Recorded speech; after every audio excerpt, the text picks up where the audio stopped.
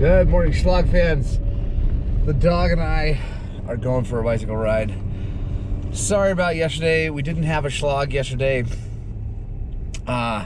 We were so crazy busy at work, and me with checking in new machines and checking people out and trying to get all the paperwork caught back up and check parts in and everything. There was no way I could film anything. I actually honestly considered filming just me doing all the administrative stuff, just to have something for you guys. But I figured that's not really why you tune into this channel, so I didn't do it. But today we should be good. I've been up since 5, catching up on all that administrative stuff on the computer at home, and I think I'm well, I'm not caught up, but I'm as caught up as I can be for now. So we're gonna get after it today. I'm going to be rebuilding a CRF450. I think it's an R. Yeah, it's a CRF450R. Crank up the whole thing. Of course, that's assuming that everything else is good. The guy brought me the bike in pieces, so I don't know what the cylinder looks like, the head looks like, all that stuff. So we've got to take a look at that before I put it all back together. But assuming that's all good, we will be rebuilding that today, so that's gonna be good. I'm gonna try to get in early and get some tires changed for a guy before I get after that. And Zach is putting the stator in the TTR 230, so that should be good. Hopefully that solves that problem. It should, considering everything tested that way. And yeah, it's gonna be a good day. Like I said, sorry I missed a day, but you know, things like that are gonna happen. We will see you guys soon. Let's get on with the daily Shlog.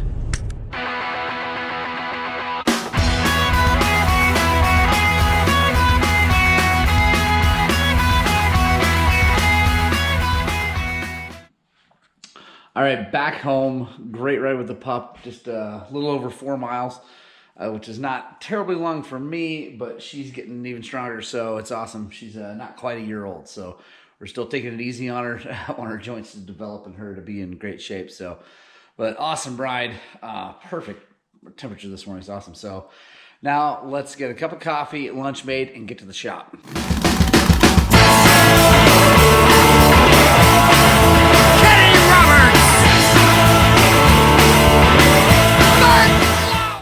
All right, we're at the shop. We're here early, and we got to make room.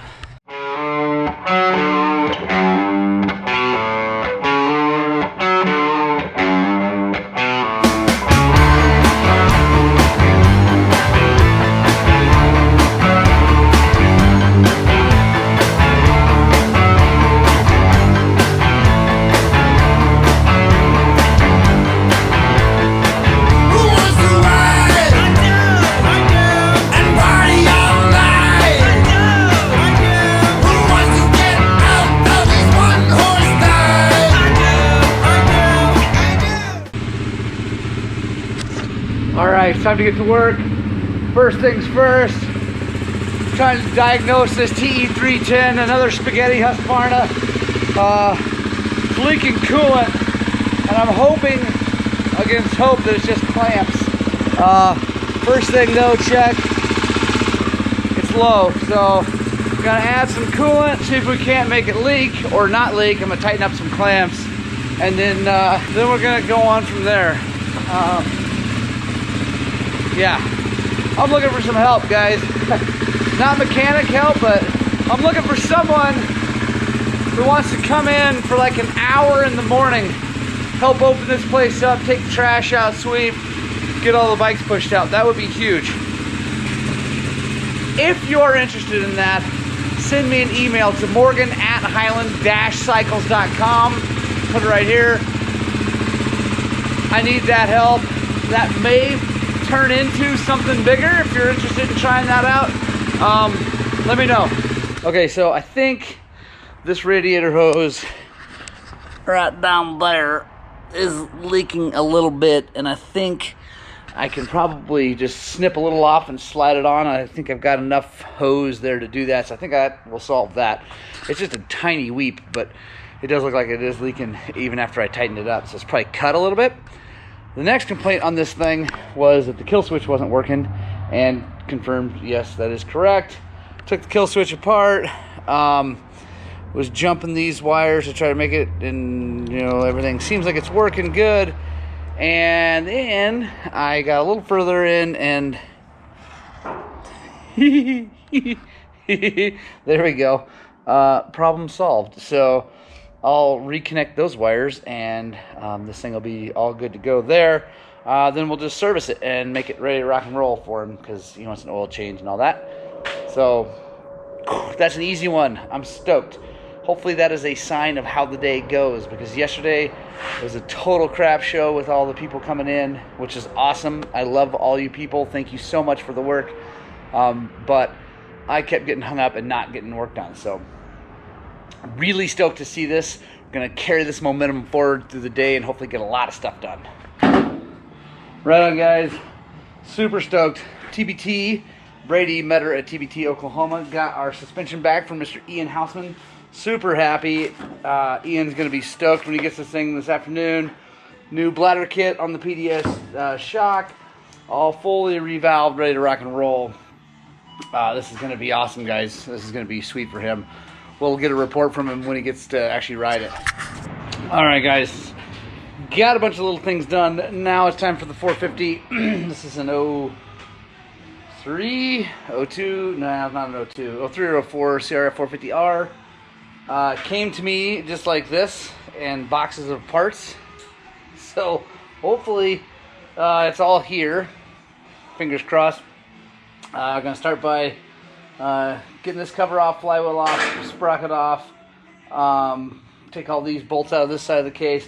Then we're going to flip it over, take the clutch and everything off, get the main gear off the crank. Then we'll split the cases. Got a new crank for it. Replace any bearings that we need to replace. We have a full wrench rabbit kit. I'll show you guys what that looks like here in just a second. And yeah, we're going to get to work.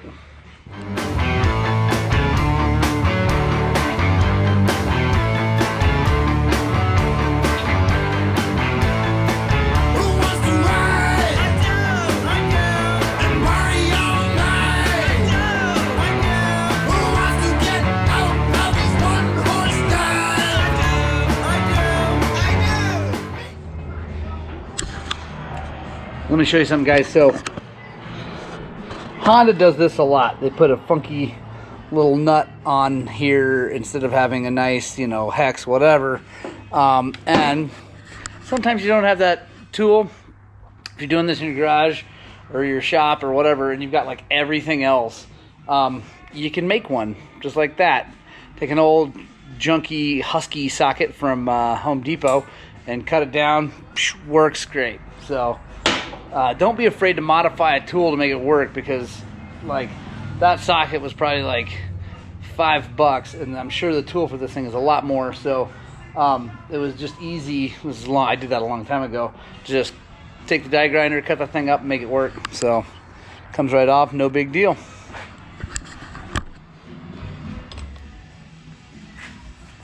By the way, that is the counterbalancer that nut holds together, and this is the thing that makes a 4-stroke not just shake like crazy, because normally they would. If they didn't have this in them, the whole thing would vibrate like crazy and probably shake itself apart.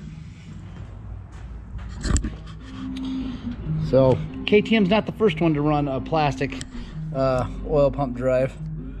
All right, guys, so we're ready to take it apart. And one of the cool things about splitting cases on a 4-stroke is that they're not nearly as tight together as a 2-stroke. You can actually just kind of knock them apart with a hammer. Now, if we were going to reuse this crank, that would not work, obviously, because we'd be ruining this end of the crank. But since we're replacing the whole thing, we're just going to tap on that thing, tap on this, the counter shaft of the transmission, and we're just going to slide this case half off.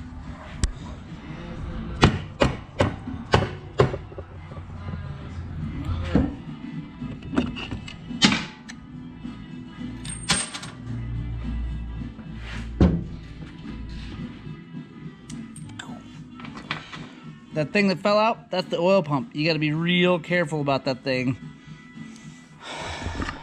There we go. There's the inside of a CRF. that's getting replaced. We're going to check all these bearings on the backside of these. And when you're in here, you always want to take a good look at all the gears. Make sure you don't have anything looking weird. But it looks good. I'm going to take a closer look at it too as I pull this apart and we clean this thing up. But it's just that easy. So here's the thing about that oil pump. So you can see there it is right there. It wants to fall out that way. So you got to be really careful, and it butts up against here. And when you reinstall the cases, that's like a super duper important thing to not mess up, because obviously it's the lifeblood, it's the heart of the whole thing. If that thing fails, you're in trouble. So yeah, I'm gonna take this thing apart and get it all cleaned up, and then we'll start going back together here hopefully real soon. All right, guys, so we got the cases split and all shiny and clean and happy. Main bearings out. Checked all the tranny bearings. They're all really good shape, so we're good there. Got the transmission all cleaned up. Inspected all the gears and dogs to make sure there weren't any like rounded parts, like if it had been missing shifts or anything like that. So it's all good. No bent shift forks. So yeah, we're ready to go back together.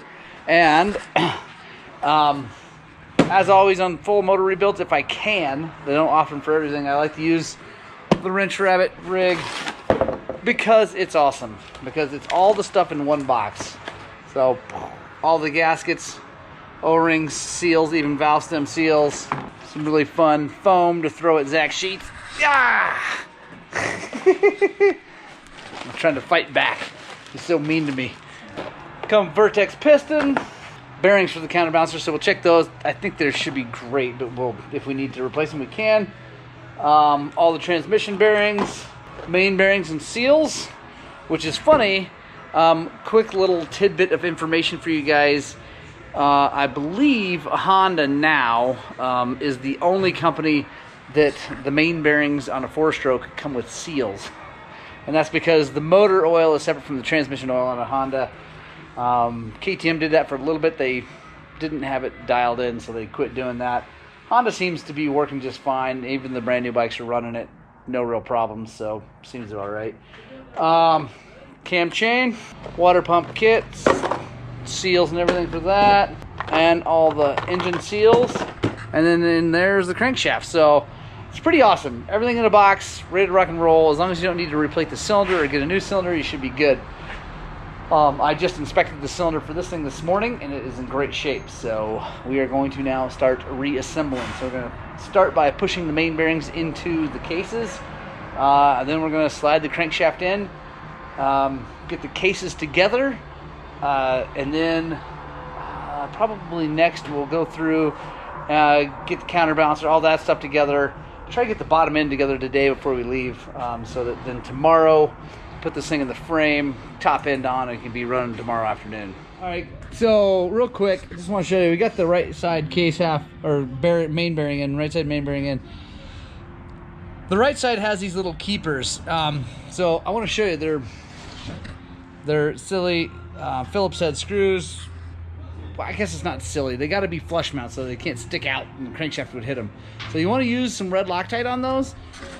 All right, so you know how I've been extolling the benefits of having a hand impact driver for removing little screws, little float ball screws like that. Well, they're also awesome in this situation. So you do that, you click it to on, because they're not just made for taking off. And yeah, there we go.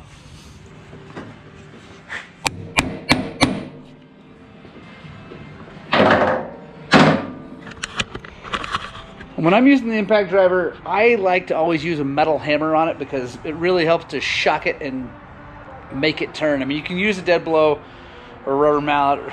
A rubber mallet wouldn't work very well at all, but like a plastic covered dead blow, it works okay. But I just have found that it seems to work way better with a metal hammer. So I like that. There's your little tech tip for the day, guys. So that side's in. Now we're going to push the bearing into the other side. Now on Hondas, you have to put a gasket in here. I'll show you how that works, because you don't just set it on there. You got to do a couple things after you set it on there. All right, another quick thing about the Wrench Rabbit kit with the Hot Rods crank that is super awesome. So on the Honda crank, this gear and this bearing race are actually pressed onto the crank, right? So normally you'd have to get this in a press with the bearing splitter and pull that off and whatever. It's not the end of the world, but it's kind of a pain in the butt. But ding, ding, ding, ding, on the new Hot Rods crank, it's all on there already. And so that makes a guy like me super happy, because I don't take any chances of messing anything up or bending anything or whatever. Because the only good way to do that is, like I said, you use a bearing splitter on the press and you push it down. You got to be really careful of this end. I do have a threaded piece that goes on over here to protect that, but anyway, it just makes it way easier. Super, super easy. So. Alright guys, so crank drop back in. Again, that's another beautiful thing about 4-strokes. If I can find something good about 4-strokes, it's the fact that their crankshafts just go right in. You don't have to press anything. But here's what I was talking about with the gasket. So when you have a center case gasket, they always have this piece going across where the crank goes, and it's because they cut this all out of one thing. I think probably CNC it with a little cutter anyway. So you got to cut this. It's no big deal. Where's my razor? Oh, there we go. It's no big deal to do, but what you don't want to do, like I don't want to do, is cut it close, try to cut it at the gasket surface over here. I just cut it like this, and then like that. And then I'll show you how you get that done when you put the cases together. Highland Cycles, it's Morgan. I'm doing well, Ed Diggin. How are you? All right, guys, so getting ready to slide the case halves back on, or back together, excuse me. And I talked about this oil pump and how you don't want to have it drop out and fall, whatever. Let me show you what I do to make this a little bit easier. So take our Cool Guy Zach Sheets grease gun, and squirt some grease in there. And what that's going to do is hold this thing as we go back together. So then we're going to shoot some more grease.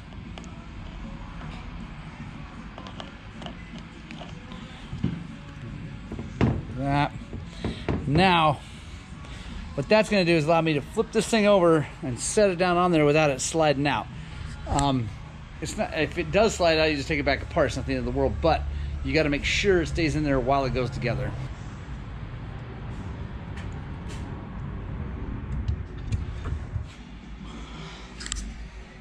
Sweet, there we go. Case is back together. Crank moves super duper buttery smooth. So does the transmission. Happy about that. Put the bolts in, torque them down. 7 or 8 foot-pounds. They're 6mm bolts.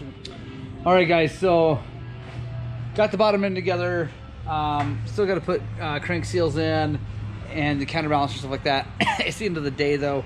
I had a bunch of people come in here at the end of the day, so didn't have time to get that done. But we'll get this thing done tomorrow. So join us. Make sure you subscribe so you don't miss tomorrow's Shlog as we put this thing together and we make it run again. It's going to be awesome. Yeah, awesome day, guys. Thanks so much for joining us in our quest to spread the gospel of 2 wheels. It's nutty how many motorcycles we have to work on. And there's more out front, so it's awesome. Like I said, I'm looking for someone to come help me push things out in the morning. If you're that person, let me know. I'll pay you 20 bucks for between 30 minutes and an hour worth of work. I'd love to have you. I love you. Get out, spread the gospel of 2 wheels, and please take some time to find bleh, and please take some time to go ride your dirt bikes.